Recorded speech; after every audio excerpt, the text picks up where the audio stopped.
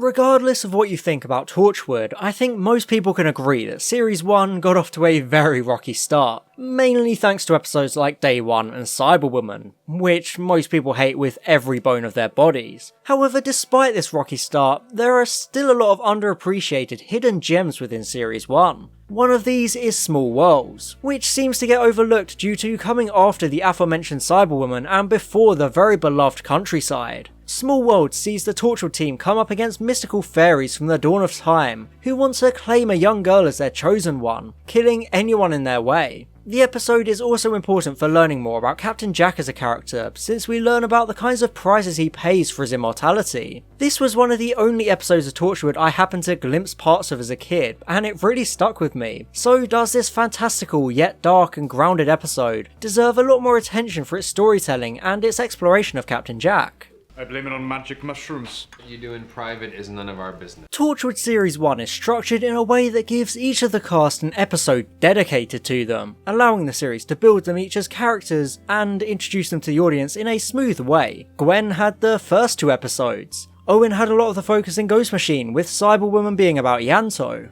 This trend continues in Small Worlds by giving Captain Jack a spotlight. Despite him being the main character of the show and the leader of the team, there hadn't really been a significant focus on him yet, so it's nice that this episode can serve that purpose. We learn the episode is about him almost immediately, since right after the credits we're shown him laying in the darkness of the Torchwood hub. Ghost Machine just 2 episodes earlier had established that he essentially lives there, because he always wants to be prepared, so this is a nice way of showing that commitment to the job, along with how he's haunted by the horrors of all of his past lives, as he struggles with a nightmare of a memory from his past life. I think it sets the tone for how this episode explores his immortality, showing it as more of a curse than a blessing. How all of his previous lives stay with him in the worst kinds of ways and haunt him, because he's lived too long and seen too much. The opening of the episode is then linked back to the main story, since we see Estelle giving a presentation about the fairies, with the revelation that Jack knows her from his past. Estelle serves as both an illustration of Jack's curse and provides a dichotomy to his view of the universe and alien life. She says that the fairies are loving and friendly creatures, but Jack knows she's being naive and has it all wrong. Her optimism contrasts Jack's cynicism, which I think also contrasts the nature of the Torchwood job and Jack's own experiences as a character. Members of the public have a more fantastical and hopeful view of these kinds of things, because they're blissfully ignorant, whilst people like the Torchwood team know all about the horrors and realities of this universe we live in, since they constantly have to deal with the worst of the universe, just like Susie explains in Everything Changes. People on both sides have a distorted view of the world, since they've either seen too much or not enough, so I think it's a nice contrast. This is also a good moment for showing that history of Jack and his immortal nature, since he's known Estelle long enough to debate the nature of these fairies with her. Their disagreement gives Gwen an observation that personifies the episode itself. Well, I suppose one person's good could be somebody else's evil. To most people, the fairies are evil, but to Jasmine, they're protectors, her friends. It's a good way to show that there are always 2 sides to a coin, which plays into the ending of the episode. Gwen and Jack go back to Estelle's house to examine her other pictures of the fairies, since Jack knows they're dangerous. First off, this scene is great because she has a really cute cat. Instant triple S rank right there, no question about it. It's Skeleton!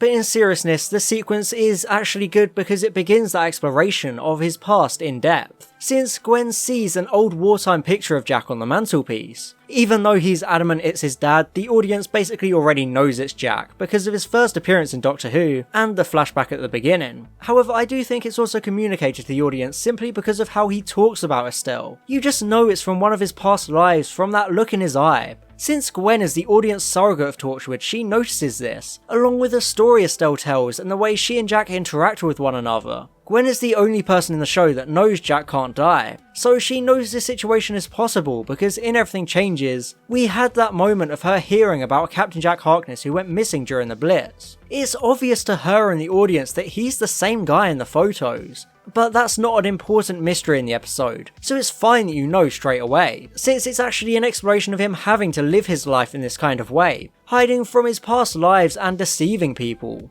I sound like a broken record in these Torchwood videos comparing Jack and the Doctor, but this exploration is similar to how the Doctor can never settle down. But humans decay. You wither and you die. Imagine watching that happen to someone that you Captain Jack will outlive anyone he ever loves, so he can never have a normal life, just like the Doctor, moving from companion to companion and never wanting to see loved ones grow and wither when he himself can't.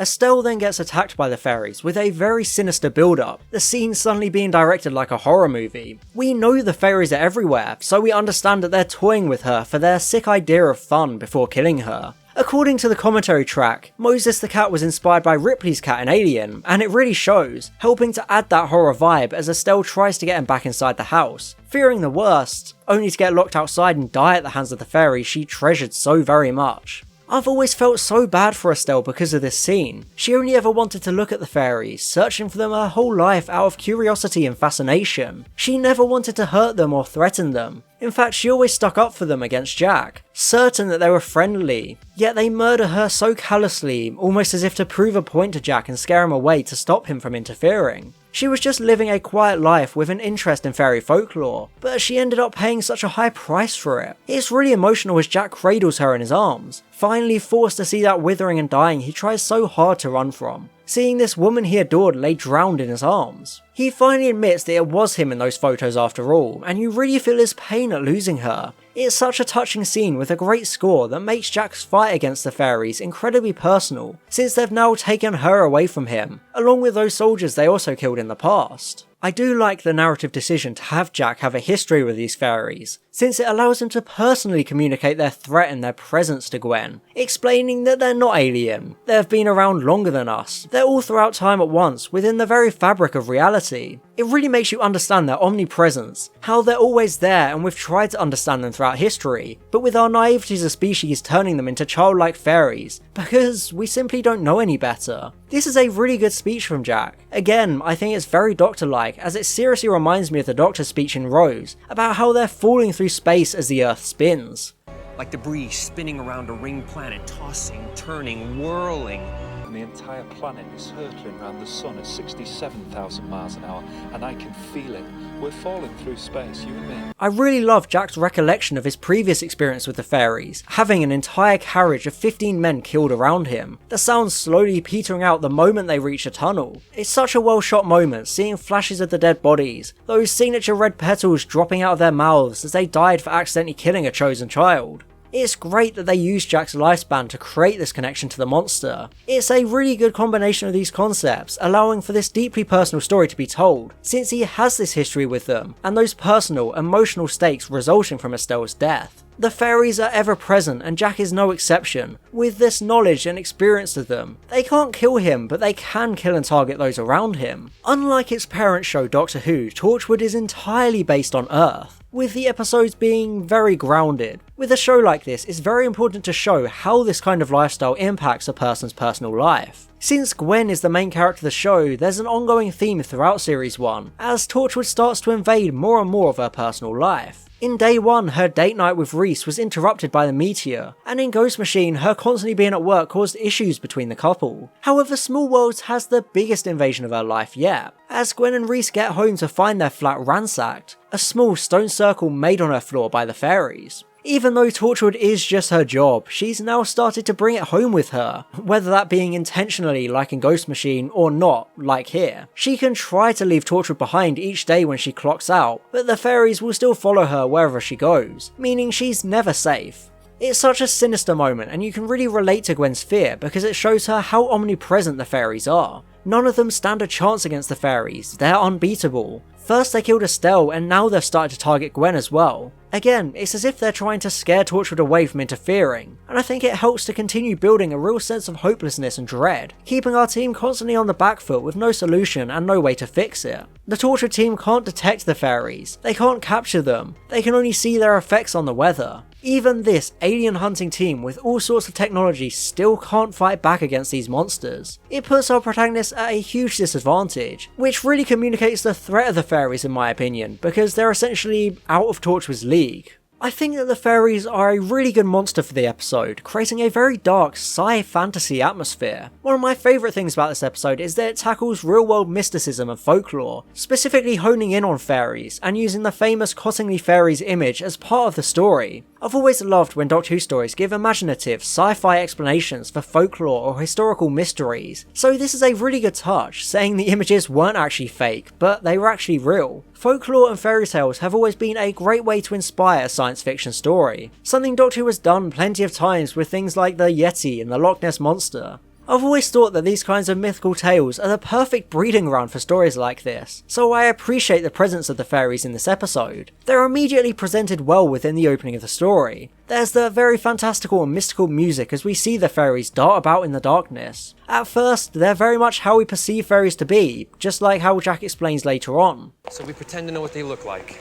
We see them as happy. We imagine they have tiny little wings and are bathed in moonlight. Much like Estelle, we're naive to their true nature, as it seems nice and quaint, but then there's that sinister shift in the music that tells you this isn't what it seems, because the fairies then transform into hideous CGI goblin monsters. I think the design of the fairies is great, but the CGI lets them down, as they haven't aged very well at all. However, even though they're let down by CGI, they really do look horrific and evil, perfectly portraying that reality we remain blissfully ignorant of, serving as a brilliant contrast between what we think they are and what they actually are. It's basically like a Tinder match when you actually meet them in real life. A significant part of both Torchwood and Small Worlds is the idea of everyday horror. Human evil that isn't influenced by aliens from the stars or the rift in the middle of Cardiff. Countryside is obviously the shining example of this everyday horror, but Small Worlds also does it quite well, since a creepy nonce follows Jasmine home from school and tries to abduct her by using that old trick we were always warned about in school.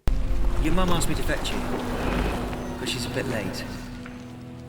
It's so creepy and unsettling, which means it's executed perfectly, since that's exactly how you're supposed to react to this scene. As I said, this has nothing to do with science fiction. It shows the evil of our everyday society, since these people really do exist and do this to children regularly. However, thanks to the invisible to catch a predator camera crew, the Chris Hansen fairies tell him to take a seat right over there. And when I say take a seat, I mean beating him up like he deserves. I think this scene does a good job communicating the always present nature of these fairies, because they're always lurking in the darkness and at the fringes of our characters' lives. It also shows how protective they are of Jasmine. She's one of their so-called chosen ones that they will always go to great lengths to protect. Nonces like this are one of the biggest threats to a child, so it's the quickest and easiest way to portray that protectiveness right off the bat. However, the fairies don't leave it there, since they continue to toy with the nonce and scare him. There's that really good disorienting scene of him stumbling through the market, paranoid of those mysterious invisible creatures that attacked him earlier. He's so shook and terrified, before he starts vomiting up those same petals Jack saw in his nightmare at the beginning of the episode. It's such a horrific visual, these petals flooding out of his mouth as he struggles to breathe. This and Cyberwoman were the only two episodes I had glimpses of as a kid, and these petals stuck with me for the rest of my life. I remember the train carriage scene so vividly, which I think speaks to how horrific this style of death is. If he wasn't a nonce, you'd almost feel bad for him, but it really shows how vengeful and omnipresent these fairies are, since they can strike anywhere, at any time if they decide to.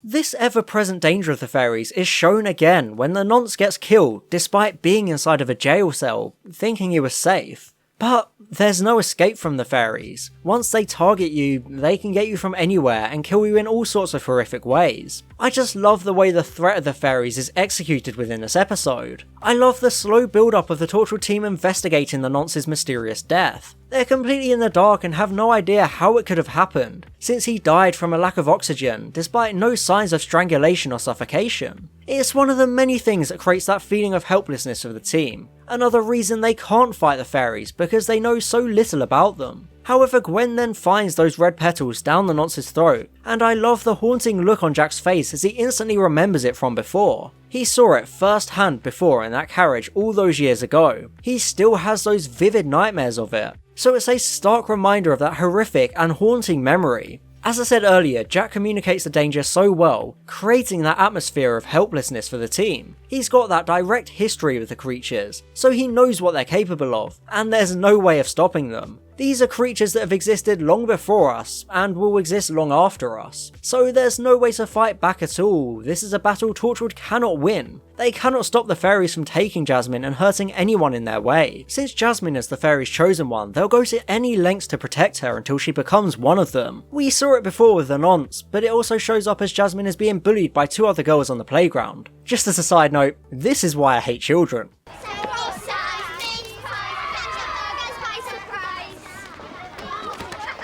Because this is any form of threat to the Chosen One, the fairies attack the bullies, although obviously they don't kill them as they did with the nonce. I kinda feel like this part should have come before that nonce plot point, since it's a step backwards in importance. We went from the fairies viciously taunting and murdering a paedophile, to them just kind of blowing a wind machine at some playground bullies. If you switch these two around, it feels like an escalation, upping the ante, since we go from this smaller warning shot to the full-blown murder, rather than the other way around. However, it does serve as a good way of getting our protagonist to discover who the Chosen One is. This is a very public setting, so the teacher is able to notice that Jasmine was completely unharmed, which allows the Torchwood team to find out it's her. It's good at progressing the physical story, but as I said, attacking bullies is quite the step down from killing nonces, so the impact isn't really there. In keeping with that everyday horror atmosphere, the big climax of the episode takes place in a simple suburban garden, as the fairies descend on the party to protect Jasmine from her mum's boyfriend who hits her for trying to get out to the woods. It's a very good climactic scene, with all this chaos happening at a seemingly harmless barbecue. I love how gruesome Roy's death is, the light fading from his eyes as the fairy reaches all the way down his throat to suffocate him, those signature petals spilling from his mouth yet again. It's so visceral and gory, but without any blood whatsoever, since, as I said, this style of death is so horrific. I like that Roy's partner Lynn gets a good moment of grief here. The episode doesn't just skip over this sudden death of the man she loves. This small moment of her mourning adds such a personal touch to the scene, continuing that sense of the personal and emotional effects the fairy's actions cause. The episode then all comes down to Jack desperately bargaining to keep Jasmine away from the fairies, trying to beg and argue with them, even though he knows it's futile. If he lets Jasmine go, he'll be sending a child to become a fairy, but if he refuses, the entire world will suffer as a result.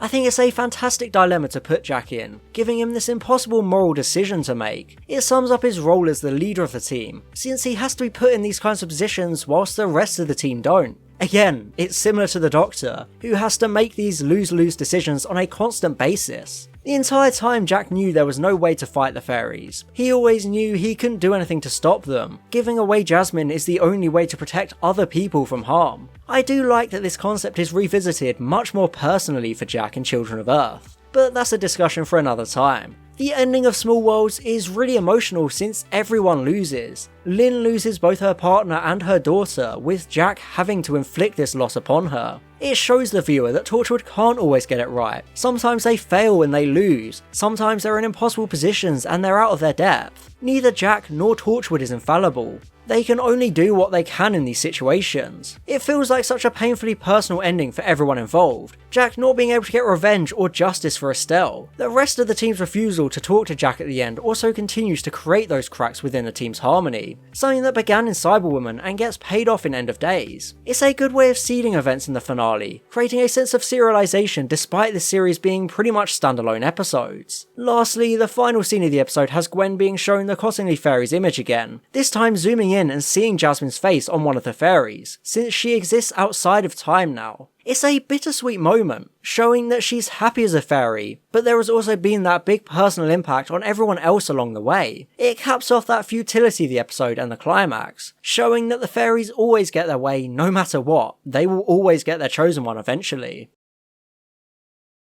Small Worlds is a very underappreciated episode of Torchwood, since nobody ever really seems to talk about it. That's probably because it's sandwiched between the despised Cyberwoman and acclaimed Countryside, but I think Small Worlds is a real hidden gem, much like Ghost Machine before it. There's a great exploration of Jack's immortal nature, showing the lives he has to run from and the people he has to deceive. John Barrowman is a highlight of this episode, showing Captain Jack's extensive knowledge of the universe and the world, along with giving him that more sympathetic side by showing that his immortality isn't just a fun gimmick, it's a curse. It also adds to a running undercurrent of deception within the episode, people not being who we think they are. The nonce is putting on a fake, friendly facade to try and get Jasmine. Jack is pretending to be his own son in order to hide himself from Estelle, and lastly, the fairies are more sinister and evil than we think they are. It all creates an atmosphere of people hiding themselves, which I think is a good theme for the episode. The fairies are a very good concept to explore, and I love the dark twist Peter J. Hammond puts on them, turning them into these vengeful, omnipresent, unbeatable monsters. Even though the CGI lets them down visually, I just think they're a great monster that completely neutralises the protagonist so effectively. Despite it being relatively forgotten, I think Small Worlds deserves a B on the Torchwood Series 1 tier list. It's a very powerful and intense story with a great blend of fantasy and real-world horror, exploring a lot of very mature themes. It's a very well scored and well paced episode that shows exactly the kind of storytelling Torchwood is capable of having. I don't mind that Owen, Yanto and Tosh take a backseat during this episode, because the focus on Jack was very much needed and it's done very well. Despite being about fairies and magic, Small Worlds is a great mid-series Torchwood episode that unfortunately flies under the radar for a lot of people because of the stories that surround it.